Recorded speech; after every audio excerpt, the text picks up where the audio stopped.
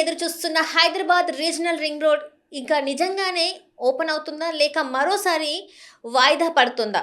Triple R పనులు ఎప్పుడు మొదలైతాయి? ప్రజలు ఎప్పుడు ఈ రోడ్ పైన ప్రయాణించగలరు? అసలు తాజా పరిస్థితి ఎట్లా ఉందో తెలుసుకుందాం.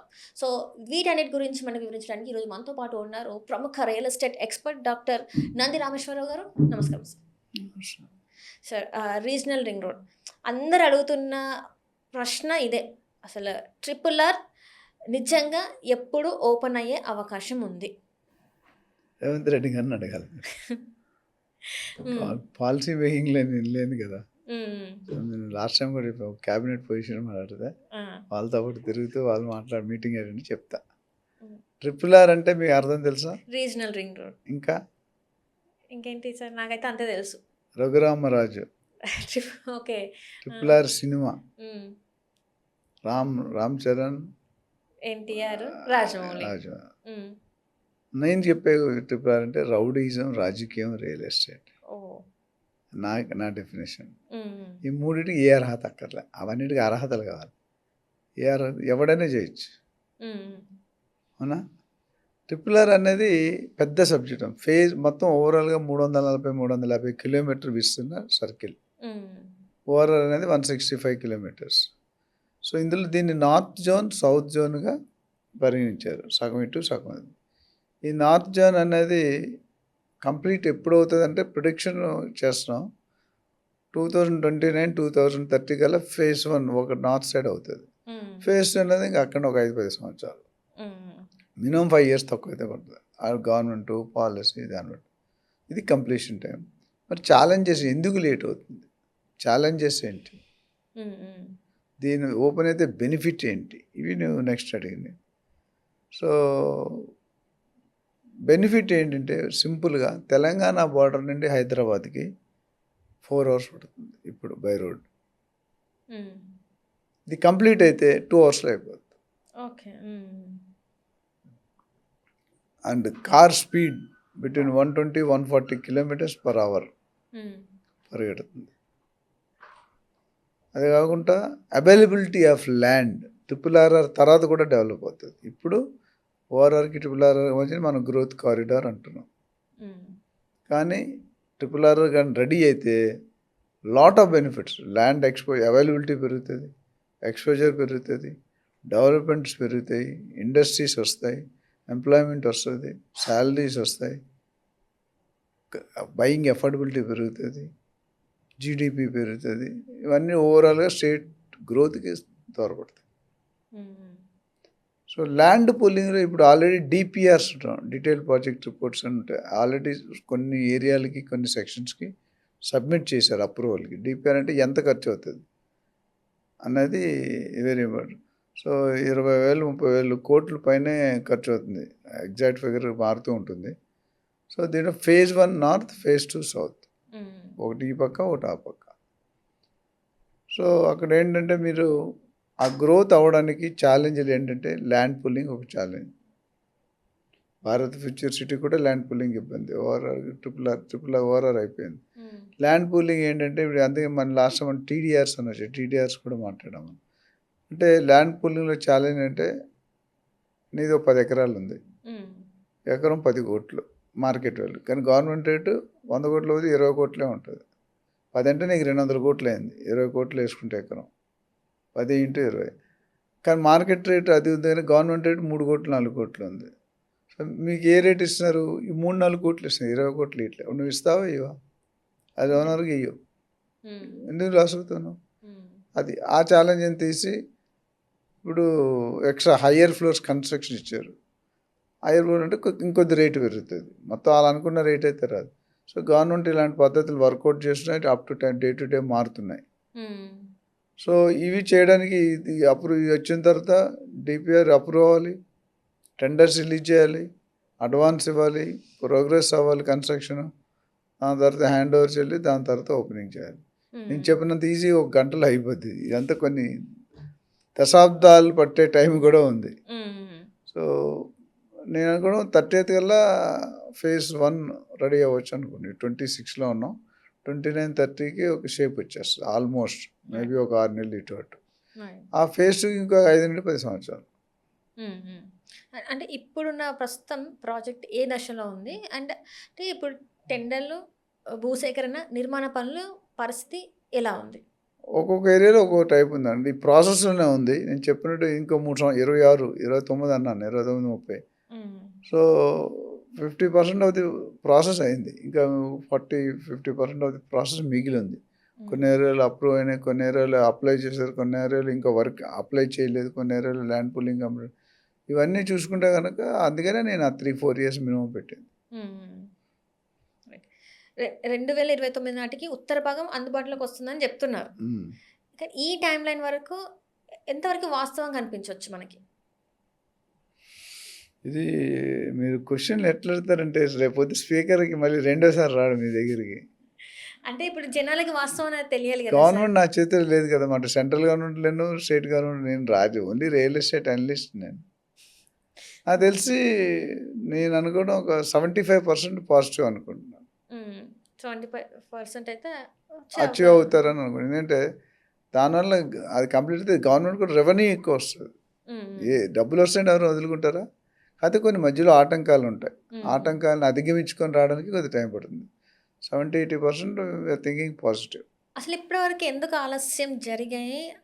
ప్రధాన అడ్డంకులేంటంటారు? ఇప్పుడు ఇది స్టార్ట్ చేసినప్పుడు ఒక డిస్ప్యూట్ వచ్చింది సెంట్రల్ గవర్నమెంట్‌కి, స్టేట్ గవర్నమెంట్‌కి. హ్మ్. ఏంటంటే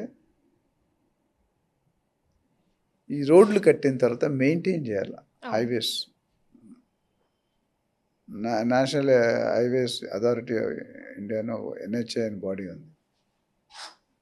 అది ఎవరు చేయాలనేది ఎవరు ఒప్పుకోవట్లేదు. హ్మ్. నువ్వు చేయాలని ఆడంటాడు, ఆయన చేయాలని నువ్వు అంటాడు. హ్మ్. అక్కడే ఆగిపోయింది ఫస్ట్. ఓఆర్ఆర్ దగ్గర నుండే. Triple R. సో, అంత ముందున్న ప్రభుత్వం చూసి చూడనట్టు ట్రై చేశారు. రేవంత్ రెడ్డి రాగానే ఆయన సీఎంగా వచ్చిన తర్వాత 5, 6 చక్కర్లు కొట్టి నితిన్ గడ్కరీ గారిని కలిసి ఇది చేసి ఆ స్టెప్‌కి ఆన్సర్ ఇచ్చారు ఆయన. హ్మ్. ఇంత మీరు మెయింటైన్ చేయండి, ఇంత మనం మెయింటైన్. హ్మ్. అది ఫస్ట్ ఆటంకం. సెకండ్ ఆమోదం. క్యాబినెట్ ముద్ర వేయాలి. దాని తర్వాత డబ్బులు రిలీజ్ అవ్వాలి. ఇంత సెంట్రల్ గవర్నమెంట్ ఫండింగ్ కూడా కొద్దిగా ఉంటుంది. హ్మ్. అది కొంత టైం పట్టింది. మళ్ళీ మధ్యలో గవర్నమెంట్ మార్పులు. అదొచ్చిన తర్వాత land pooling major challenge. Right. ఇప్పుడు మసీద్ ఉంది, టెంపుల్ ఒప్పుకోరు, తీయొద్దంటారు. ఇప్పుడు అందుకని మెట్రోలో ఇలా ఇలా తిరుగుతుంది నువ్వు చూస్తే. హ్మ్. హ్మ్. ఇక్కడ స్ట్రెయిట్ కూడా ఎక్కడ ఉండదు. రోడ్లు కూడా అలాగే తిరుగుతుంటాయి. హ్మ్. ఎవడైతే అక్కడ గుడి ఉందా లేకపోతే మోస్క్ ఉంది చర్చ్ ఉంటే అది అక్కడ కేసు లీగల్గా వాళ్ళకి పర్మిషన్ ఇవ్వరు. సో దాన్ని ఇలా తిప్పుతారు అక్కడ ఉన్నది. హ్మ్. ఆ ఛాలెంజ్ మనకు ఈజీగా అనుకుంటా కానీ నేను ఒకసారి మెట్రో ఎండి వీళ్ళందరినీ కలవడం జరిగింది. వాళ్ళు ఇప్పుడు హైడ్రా కలిసి రంగనాథ్ గారు ఆయన బాధలని చెప్పుకుంటాడు ఎందుకు అని. హ్మ్. ఈ మెట్రో ఎండి ఉన్నాడు ఎన్విఎస్ రెడ్డి ఏదో పేరు ఉంది ఆయన. అట్లా ఈ హెడ్స్ అందరిని కలిసి they tell their own challenges. ఇప్పుడు నీ ఫ్రెండ్ కనిపించింది నీ కష్టాలన్నీ చెప్పుకుంటావు. హ్మ్. ఆవిడ కష్టాలన్నీ నీకు చెప్తుంది వేరే ఆవిడ వింటావు కాబట్టి. నువ్వు ఏం చేసినా ఏమైనా వింటావు కనీసం. సగం లోటు తగ్గుతుంది. సో ల్యాండ్ పుల్లింగ్లో ఎక్కువ టైం ఎందుకంటే ఓనర్లు ఒప్పుకోరు, రైతులు ఒప్పుకోరు, వాళ్ళు ఇచ్చిన రేట్ ఒప్పుకోరు. హ్మ్. ఇవన్నీ కూడా ఛాలెంజ్లే. తర్వాత గవర్నమెంట్ మళ్ళీ permission, funds release, funds request, hmm. Infrastructure లోపాలు, న్యాచురల్ కెలామిటీ కండిషన్స్, ఈ డిమాండ్స్ అన్నిటి కూడా ఆన్సర్ చేయాలి ఒక సీఎంగా, స్టేట్ లీడర్గా, country leader. These are some of the steps where challenges will come and get delayed. Hmm. ఇవే ప్రధాన అడ్డంకులంటారు మీరైతే. అండ్ ఉత్తర భాగం, దక్షిణ భాగం 2 ఒకేసారి పూర్తయితాయా? లేక దశల వారీగా ఓపెన్ జేస్తారా? లేదు, పూర్తి అయ్యే ఛాన్సే లేదు. హ్మ్. ఒక్కళ్ళని మెయింటైన్ చేయడం కష్టం, ఇద్దరు ముగ్గురిని అంటే ఎట్లమ్మా? హ్మ్. నార్త్ చేయడానికే నీకు 4 సంవత్సరాలు చెప్పాను నేను. హ్మ్. సౌత్ చేయడానికి ఇంకో 5, 6 సంవత్సరాలు. 2 ఓకే. ఒకటేసారి కంప్లీట్ అంటే అయ్యాయి. మొత్తం అంటే ఒకటి 30 అంటే 2030కి అయితది. ఇంకొకటి 2035, ఆ! 36 ఒక 1 అన్నట్టా? ఆర్ 2 ఇయర్ ఇటు అటు. ఓహ్! ఎందుకంటే 2 ఒకసారి చేయడానికి అంత ఇన్ఫ్రాస్ట్రక్చర్, అంత లేబర్, ఎంత లేబర్ కావాలి? ఎన్ని వేల కోట్లు కావాలి? హ్మ్. అంత డబ్బు జనరేషనే లేదు. సాలరీ అయినా డబ్బులు లేవు. హ్మ్. So how will you manage the situation? చేయడానికి ప్రయత్నాలు జరుగుతున్నాయి. బట్ కొన్ని వేల జరుగుతాయి, కొన్ని వేలు. నువ్వు సింగపూర్ వెళ్ళొచ్చావంటే డబ్బులు రావు. నువ్వు పెళ్ళికి ఎప్పుడు ఒప్పుకుంటారు? జాయింట్ వెంచర్, మొన్న అంటే పెళ్ళి అంటే జాయింట్ వెంచర్. నీ మీద నమ్మకం ఉండాలి. అంటే మీ ఫ్యామిలీ మీద నమ్మకం ఉండాలి, మంచి బ్యాక్గ్రౌండ్, మంచి ఇది అది. అది లేదనుకోండి వెరిఫికేషన్ ఎక్కువ అవుతుంది, ఇవ్వడానికి 100 సార్లు ఆలోచిస్తాం. అన్నీ కరెక్ట్, కొన్ని తక్కువనే అవుతుంది, కొన్ని 5 సంవత్సరాలైనా అవ్వదు. ఆ డౌట్కి ఆన్సర్ దొరకదు. ఇక్కడ కూడా ఏంటంటే ఈ ల్యాండ్ ఇచ్చేవాళ్ళు, తీసుకుని డబ్బులు ఇచ్చేవాళ్ళు, మనం వాడుకునే వాళ్ళు, టెండర్స్, కాంట్రాక్టర్స్, క్వాలిటీ, అడ్వాన్స్, ఇవన్నీ కూడా మనం పార్ట్ అండ్ పార్ట్ చెప్పడానికి సులువే, కానీ ప్రతి పాయింట్కి మన నెలలు సంవత్సరాలు పడుతుంది. కాబట్టి రెండు ఒకసారి కంప్లీట్ అవ్వడం ఉండదు. నెక్స్ట్ 3-4 సంవత్సరాలు ఏం చేస్తున్నారు, పాజిటివ్గానే కనిపిస్తున్నారు 10-20% పక్కన పెడితే. అండ్ నా సౌత్ సైడ్ కూడా కంప్లీట్ చేస్తారు. కంప్లీట్ చేస్తే స్టేట్ ఏసీ ఏమైనా స్టేట్కి బెనిఫిట్, ట్రాన్స్పోర్టేషన్ పెరుగుతుంది, ట్రాన్స్పోర్టేషన్ పెడితే లివింగ్, మైగ్రేషన్, ఇవన్నీ ఉన్నాయి కదా. ఇప్పుడు వెస్ట్ జోన్లో ఐటీ ఎంప్లాయీస్ 10 లక్షల పైన మంది ఉన్నారు. ఆ 10 లక్షలు 33% ఈస్ట్ జోన్ నుండి ట్రావెల్ చేస్తున్నారు. రేపు ఈస్ట్ కారిడార్ రెడీ అయిపోయింది అనుకోండి, అక్కడ వాళ్ళు అక్కడే ఉంటారు కదా. ఇప్పుడు అలా లేదు, అక్కడికి ఇష్టం ఉన్న ఇక్కడ రావాలి. సో అలాగే అన్ని పక్కల డెవలప్మెంట్ కొంచెం ఈజీ అవుతుంది. But it's a matter of time, it's matter of money, it's matter of release, matter of approvals. Right sir.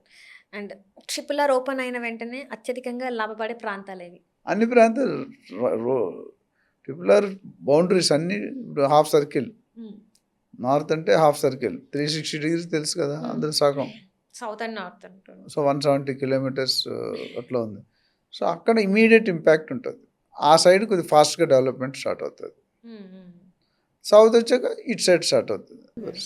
Half of అంటే ఏది ముందు పూర్తవుతుంది? నార్తే మీకు First ఫస్ట్, అవుతుంది. కంప్లీషన్ అదే ఉంది కదా.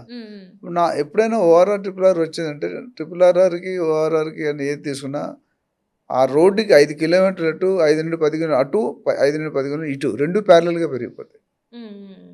సో అది అందుబాటులోకి వస్తే డెఫినెట్ ఆ సైడ్ వెళ్ళి నెక్స్ట్ ఫేజ్లో ఇది వస్తుంది. ట్రిపుల్ ఆర్ పూర్తయ్యేలోపు ప్లాట్లు కొనడం మంచిదా, లేక ఓపెన్ అయిన తర్వాత కొనడం మంచిదా? స్టార్ట్ అయ్యే ముందు కొనుక్కోవడం బెటర్.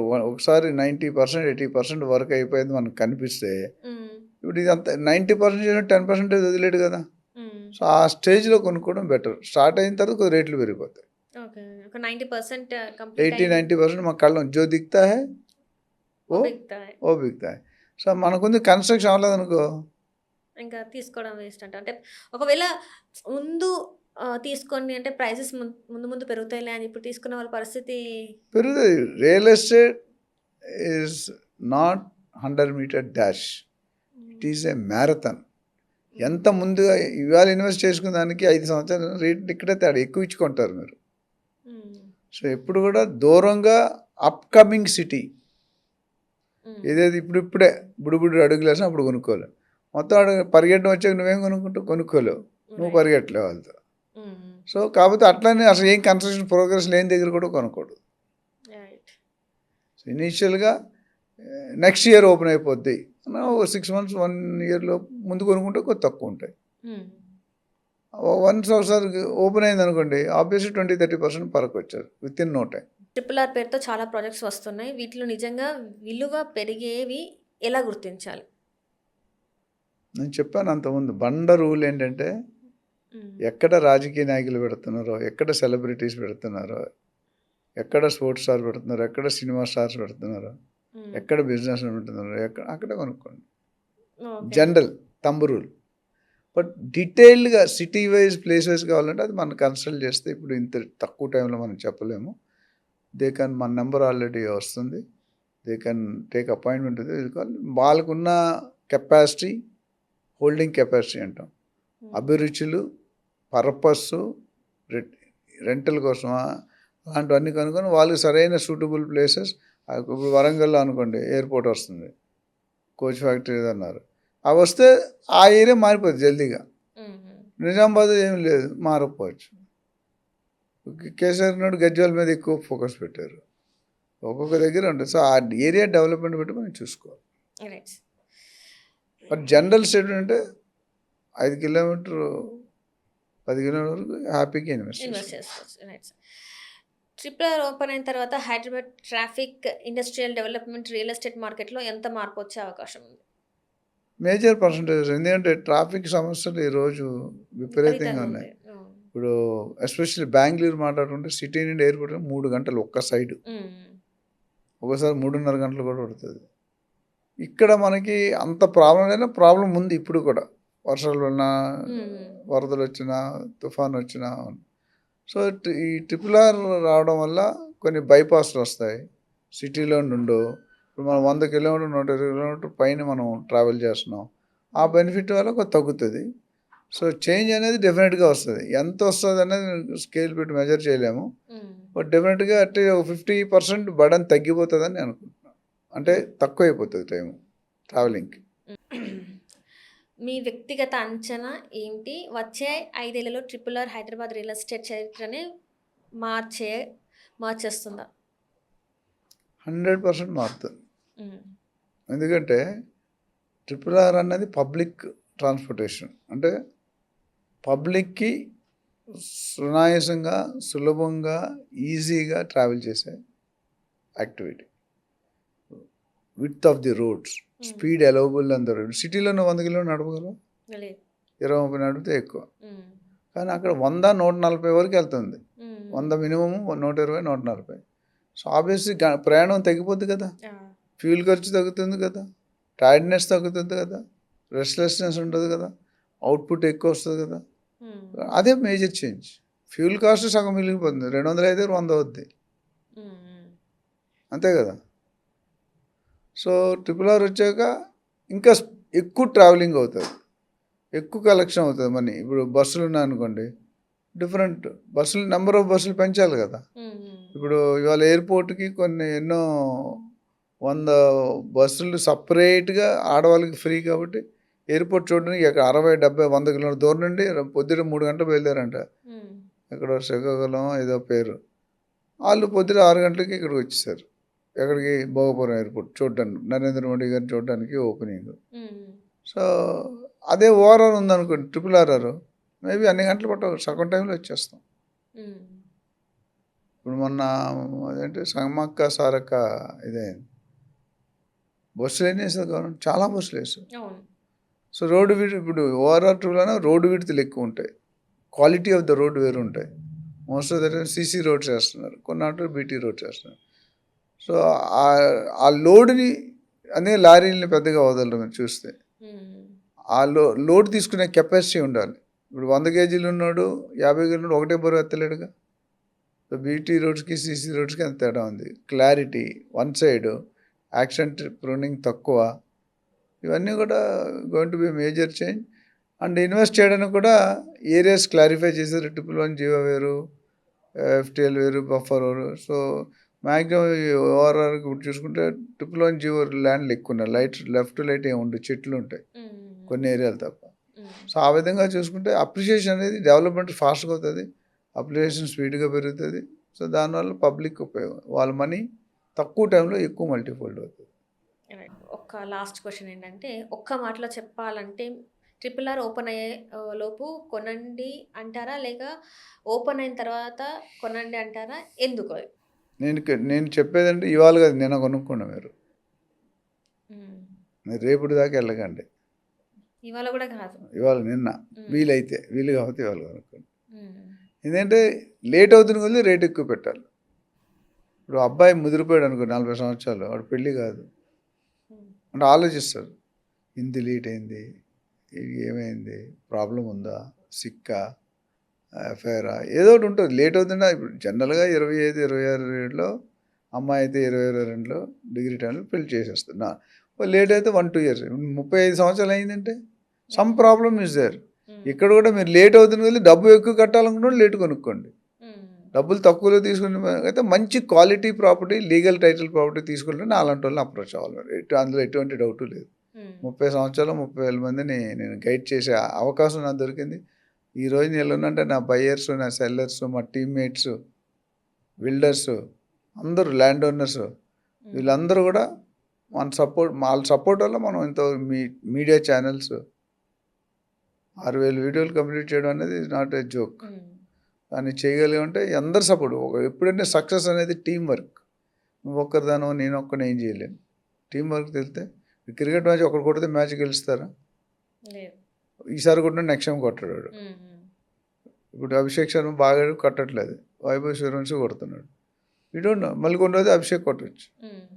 అందుకనే కొనుక్కోవడంలో ముందుండాలి. సో కొనుక్కునే నా సజెషన్ ఏంటంటే, ఎవరైనా ప్రొఫెషనల్ రియలిస్ట్ నా దగ్గరికి వస్తే ఆలోచన, నేను కంపెనీ వేరే దగ్గర అయితే నాలాంటి వాళ్ళని అప్రోచ్ అవ్వండి, అపాయింట్మెంట్ తీసుకుని వాడు ఉన్న ఏదో కన్సల్టెన్సీ ఫీజు కట్టండి, మంచి ప్రాపర్టీ కొనుక్కోవడం మీకు హెల్ప్ చేస్తారు. మీ ప్రాపర్టీ సేఫ్గా, సెక్యూరిటీగా, మంచి ప్లేస్, మంచి లొకేషన్, మంచి బిల్డర్, మంచి అప్రిషియేషన్ వచ్చే జాగాల్లో చూపిస్తారు. ఎవరు నా దగ్గర రావచ్చు.